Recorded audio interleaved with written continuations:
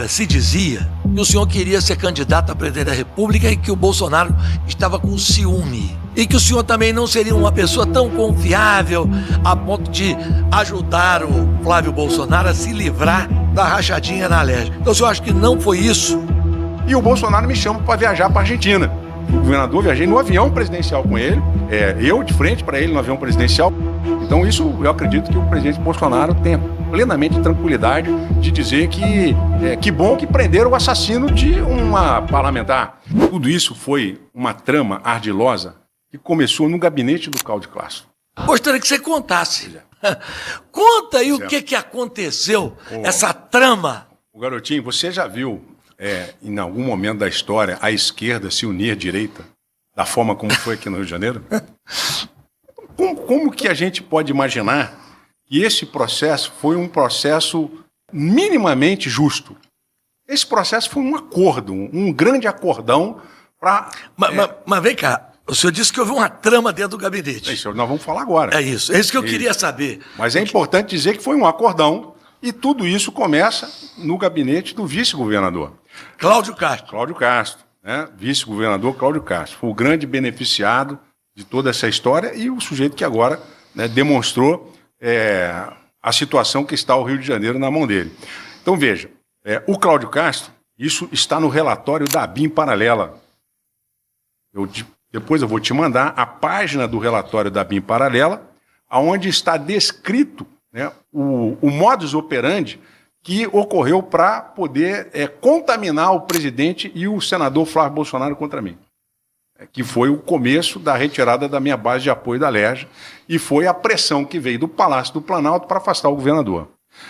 O Cláudio, ardilosamente, é uma pessoa que a gente não podia imaginar a capacidade dele de mas com aquela cara de cantor gospel, bonzinho. Mas exatamente, foi essa a decepção. Sujeito ardiloso a esse ponto? Extremamente. O Cláudio coloca no gabinete dele, governador Garotinho, um sujeito chamado Carlos Montarroio. Está no relatório da ABIN. Carlos Montarroio. Nunca ouvi falar. Pois é. O Carlos Montarroio foi colocado no gabinete do vice-governador e ele foi o informante da ABIN Paralela que passou para o Ramagem, então chefe da ABIN, deputado, delegado da Polícia Federal, um sujeito inconsequente, passa para ele informações de que eu estaria junto com o Ministério Público do Rio de Janeiro, junto com o Poder Judiciário, tramando um processo para prender o Queiroz e para que o Flávio Bolsonaro fosse julgado no caso do suposto desvio de dinheiro pela rachadinha. Então o Carlos Montarroio dizia que eu estava tramando isso e que ele tinha essa informação e que ele foi do PSC, o Carlos Montarroio, e o Carlos Montarroio dizia que também o pastor Everaldo estava com essa trama toda porque eles queriam derrubar o Flávio, derrubar o Carlos, derrubar o próprio Bolsonaro para eu ser presidente em 2022. Então essa foi a narrativa, está no relatório da ABIN, o Carlos Montarroio presta esse depoimento. Olha, eu nunca tinha ouvido essa história, eu confesso que fico até surpreso, porque a história que eu sei, e eu vou contar aqui, eu fui procurado, né, pelo presidente da Alerj, André Siciliano, que me perguntou se eu sabia de uma história que a SEAP estava gravando deputados e gravando desembargadores, autoridades do Poder Judiciário. Eu olhei para o André Siciliano e disse, olha, eu já ouvi, agora eu não sei se existe essa fita, se não existe essa fita. Aí eu digo, olha, vocês têm que ir ao governador, vocês são deputados, ele vai receber vocês e vai dizer, né, claramente que não há isso, porque não é possível que uma pessoa que foi juiz, sabe que ninguém pode ser gravado sem autorização judicial, esteja gravando deputados e gravando desembargadores com finalidades, sei lá de quê, segundo ele, chantagem, que o senhor queria chantagear a Assembleia. Veja bem, o André Siciliano, pelo desespero que ele estava de atender os deputados estaduais, ele inventou essa história. Ele não tem prova de absolutamente nada. Ele pode trazer todos os funcionários da SEAP da época, tinha um delegado da Polícia Federal que trabalhava lá, para dizer se tinha algum tipo de escuta telefônica, que isso pode ser facilmente constatado nos relatórios do guardião que está na SEAP. Então, não tem como fazer sem deixar rastro. Então, o que o André Siciliano, se ele falou isso, né, para você... Está nos jornais. Está nos jornais. Ele foi na minha casa e me contou isso. Obviamente que isso leva para o Poder Judiciário do Estado um temor de que algo esteja sendo feito dessa forma. Agora, isso leva, inclusive, para o STJ, um temor de que isso poderia estar sendo feito também a ministro. Então, eles criaram uma situação de que o Witzel era um sujeito que estava preparando uma candidatura à presidência da República e ia passar por cima de quem quer que fosse. Essa foi a narrativa que eles criaram para me derrubar e poder tomar conta do governo. E o Carlos Montarroio, ele faz um depoimento da Polícia Federal contando essa história, porque ele tinha ódio do pastor Everaldo, presidente do partido, achava que o Everaldo tinha tomado o partido dele, o religionário dele, então ele queria derrubar o pastor Everaldo, me derrubar, por ódio dessa relação que ele tinha com o pastor Everaldo. E o Carlos Montarroio, depois que conta essa história para o Ramagem, e o Ramagem leva para o presidente, que o presidente acreditou no delegado da Polícia Federal, hoje foragido lá nos Estados Unidos, acreditou num delegado da Polícia Federal, chefe da BIM, que aquela história tinha algum sentido e que o governador do Rio realmente queria fazer aquilo. Ele nunca me chamou para conversar, o Bolsonaro. E aí, o que o Carlos Montarroio recebe de prêmio? Talvez o Bolsonaro nem saiba disso, nem o Flávio. O Carlos Montarroio é nomeado no gabinete da presidência da República. Na época, se dizia que o senhor queria ser candidato a presidente da República e que o Bolsonaro estava com ciúme, que era um ciúme político. Uhum. E que o senhor também não seria uma pessoa tão confiável a ponto de ajudar o Flávio Bolsonaro a se livrar da acusação do Ministério Público do caso da rachadinha na Alerj. Então o senhor acha que não foi isso? Foi esse informante que... Foi exatamente o que está no relatório da BIM, e o presidente Bolsonaro, ele... O senhor não tinha pretensão nessa época nenhuma? Não, vou te contar a história. Isso. Em outubro de 2018, já eleito governador, eu, João Dória, Caiado, todos os governadores que foram eleitos no entorno do Bolsonaro. O governador Moisés de Santa Catarina, todos os governadores eleitos no entorno do presidente Bolsonaro, tinham aspirações futuras. Eu, o Caiado, como está sendo agora candidato a presidente, o João Dória. Nós tivemos uma reunião com o presidente, eu especificamente, na AMAN, na entrada dos cadetes em novembro de 2018, o Bolsonaro disse para mim assim, uma mesa sentada, eu, ele, Hélio, o general Heleno, e estava também o comandante do ministro da Defesa, né? E seria o ministro da Defesa, e fala assim, o Witzel, o Naval, como ele falava comigo, né? Que eu sou fuzileiro naval, o Naval, não tem reeleição não, tá? Eu não sou candidato à reeleição, nem você. Eu falei, bom, então, presidente, eu sou candidato a presidente. Aí ele falou para mim assim, tá aí, mas você vai ter que disputar com o Hélio Negão. Aí o Hélio Negão pega e fala assim, não, vou disputar com o juiz de jeito nenhum. Aí eu falei, presidente, eu quero dizer para o senhor que eu sou seu aliado. Se eu tiver condições de o senhor entender que eu sou capaz de ser candidato a presidente, eu quero fazer um bom governo do Rio de Janeiro, especialmente na segurança pública, eu sou seu aliado. E ficamos nessa história. Como ele disse que não seria candidato à reeleição, o meu partido, entendendo que isso então é uma realidade... partiu da premissa que ele disse que não haveria reeleição. Ele falou isso. A premissa é essa. E está na imprensa, né?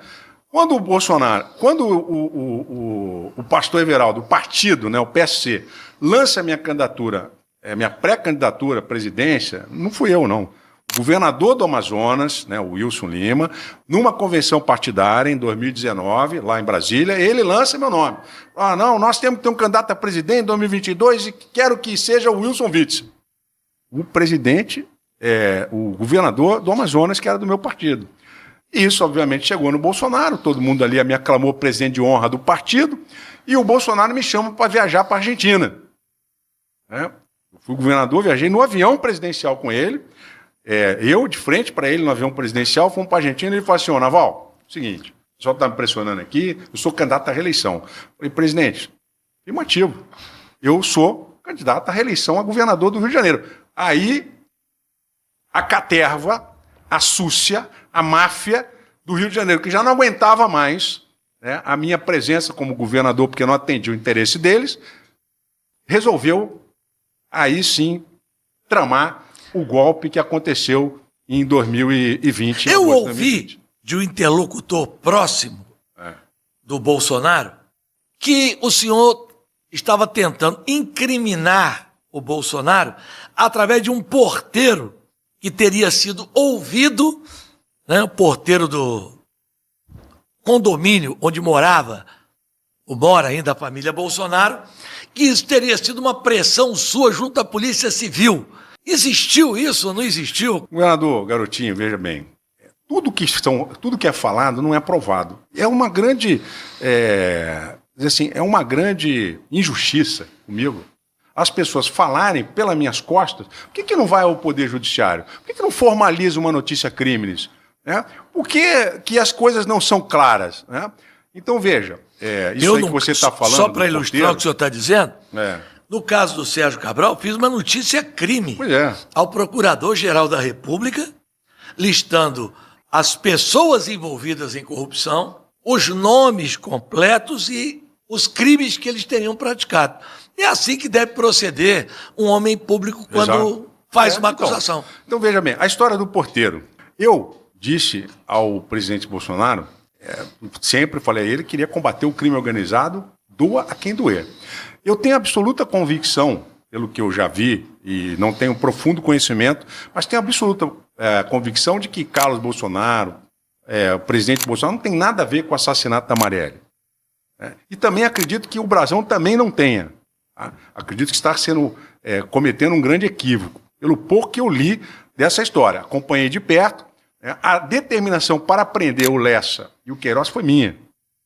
Porque a minha experiência como juiz federal, eu chamei o Geniton, chamei o Vera, chamei o secretário da Polícia Civil, na época, o Marcos Vinícius, e falei, como que vocês estão com esse inquérito da Marielle? Eles me disseram, nós já temos os executores. Vocês já têm prova? Já. Então você encerra esse inquérito, representa pela prisão, o Ministério Público vai opinar favoravelmente, não tenho dúvida, e esse sujeito uma hora vai fazer uma delação. Ele não vai aguentar. E eu tenho o compromisso de doa quem doer. Ah, mas ele mora no condomínio do presidente Bolsonaro. Mas isso não tem nada a ver. O presidente vai dizer que ele não tem culpa se um homicida, um estuprador mora do lado da casa dele. A gente não tem marcado na testa que o sujeito é bandido. Então isso eu acredito que o presidente Bolsonaro tenha plenamente tranquilidade de dizer que bom que prenderam o assassino de uma parlamentar. Então, mas levaram para o presidente, mais uma vez, o crime organizado do Rio de Janeiro, na tentativa de minar a minha relação com o presidente, que eu tinha feito isso para incriminar o Bolsonaro, porque eu queria ser presidente.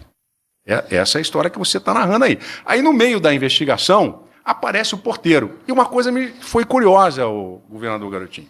Quando apareceu o porteiro, eu entendi que era uma testemunha-chave de um problema e pedi à Defensoria Pública que conversasse com o porteiro para ver se ele queria proteção, queria entrar no programa de proteção à testemunha.